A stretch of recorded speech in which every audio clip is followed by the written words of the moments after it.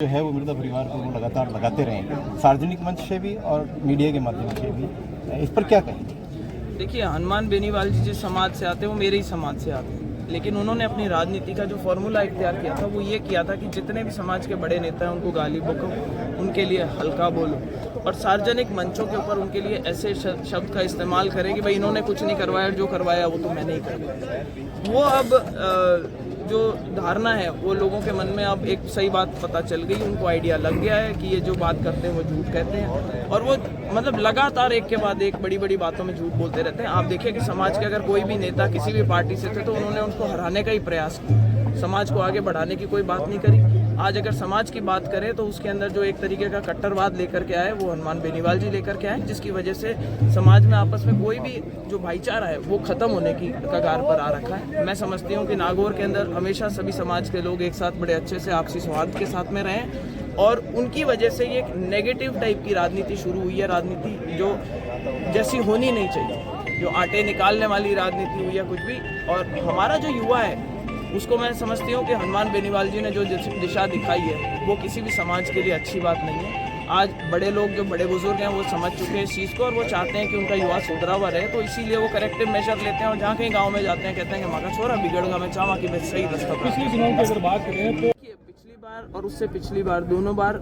मोदी जी की लहर थी, ये हमने जो नतीजे जब आए सबने देखा था। हम धारा के विपरीत बह रहे थे, फिर भी लोगों का इतना समर्थन था कि जो वोट की जो एब्सोल्यूट वोट की संख्या थी वो मुझे ज़्यादा ही मिली थी हर बार, चाहे 2009 के बाद 14 और उसके बाद। आज अगर हम देखें तो मोदी जी की तरफ से हम धारा के विपरीत चला करते थे, आज हम धारा के साथ चल रहे हैं। मुझे लगता है इस चीज़ का बहुत बेनिफिट मिलेगा जब पूरे देश के अंदर एक मोदी जी का वातावरण बना हुआ है, उस चीज़ का बहुत फायदा मिलेगा। 36 कौम के लोगों ने आज आकर के समर्थन दिया, उसका भी हमें बहुत फायदा। कल आरएलपी ने एक शिकायत दर्ज कराई है जिला निर्वाचन अधिकारी के समक्ष, उन्होंने कहा कि आपने अपने निर्वाचन पत्र में जानकारियां छुपाई है, क्या कहेंगे? ये एक और अनपढ़ों की जमात है जो कि डिग्री लेकर के बैठे लेकिन समझते नहीं है कि हम वो लोग हैं जो अच्छी लीगल टीम्स को कंसल्ट किया करते हैं। और मैं यहाँ पे मीडिया के सभी बंधुओं को बताना चाहूँगी कि मात्र एफआईआर दर्ज करा देने से उस फॉर्म 26 के अंदर क्वालिफाई नहीं करते।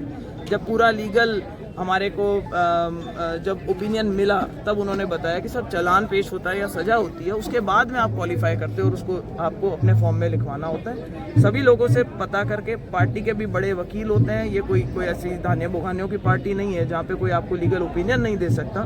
बीजेपी के भी बड़े लॉयर्स थे, उन्होंने भी जब हम उनके संज्ञान में लेकर के आए कि ये कैसी ऐसी एफआईआर दर्ज हो रखी है तो उन्होंने भी पता करके बताया और सब तरफ से लीगली हम बिल्कुल सही हैं, इसमें कोई डरने की बात नहीं है, कोई चीज़ ऐसी नहीं है जो हम छुपाना चाहते हैं। नागौर जिला 3 हमारी अभी जो नई काफ़ी सहज महसूस करती हूँ, मुझे नहीं लगता कि इसमें कुछ भी ऐसा नया है, लोग सारे वही हैं और जो पार्टी का हमारे को जिसको कार्डर बेस्ड पार्टी है तो वो एक एडिड एडवांटेज है। तो मेरा काम आसान करने के लिए भारतीय जनता पार्टी के पास में एक बहुत मजबूत स्ट्रक्चर है, बड़े नेता हैं, डिसाइसिव लीडरशिप है, जो कि अपने आप में बहुत बड़े एडवांटेजेस होते हैं राजनीति में कि अगर आपकी टॉप लीडरशिप डिसाइसिव हो और अगर उनको सिर्फ देश में नहीं दुनिया में भी माना जाता है तो मुझे लगता है ये हर एक नेता के लिए एक पॉजिटिव होता है। और जो हमारे साथ वाले लोग थे, जो लेगेसी हम लेकर के चल रहे हैं, जो परिवार के साथ जुड़े हुए लोग थे, वो सारे आज साथ चल रहे हैं। तो ये मैं कहूँगी कि 1 और 1 11 जैसा माहौल आज की तारीख में बनने जा रहा है। नागौर बहुत बहुत शुक्रिया मीडिया। इस चुनावों को लेकर क्योंकि नागौर हर बार हॉट सीट में काउंट किया जाता रहा है, लेकिन इस बार का चुनाव भी है जो टफ माना जा रहा है, काफ़ी मतलब बता रहे हैं कि काफ़ी ऊर्जा इसमें लगने वाली है। देखिए, किसी भी चुनाव को हल्के में तो लेना नहीं चाहिए, पर मुझे नहीं लगता कि इस तरीके की कोई चुनौती है यहाँ पर, क्योंकि कांग्रेस ने पहले ही अपना कंसीड कर दिया है और यहाँ पर ये सीट गठबंधन के लिए छोड़ दी है। तो उससे अपने आप में पता चलता है कि कहीं ना कहीं कमजोरी है, इसलिए 2 पार्टियां साथ में मिलकर और चुनाव लड़ रही हैं यहाँ पर।